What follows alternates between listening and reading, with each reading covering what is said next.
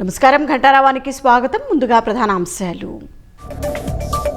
August 7న నేతన్నకు భరోసా పథకం అమలు. ఒక్కొక్కరికి 25,000 చొప్పున అందించనున్న ప్రభుత్వం.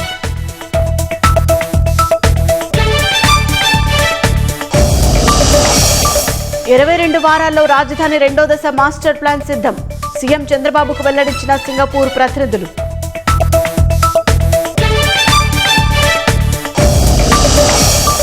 వేధింపులు భరించలేక కుమారుడిని చంపేసిన తల్లిదండ్రులు. గుంటూరు జిల్లా తెనాలి నాజర్పేటలో ఘటన.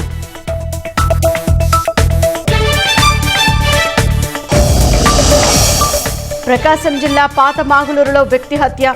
తల్లితో వివాహితర సంబంధం పెట్టుకున్నాడని చంపేసిన కుమారుడు.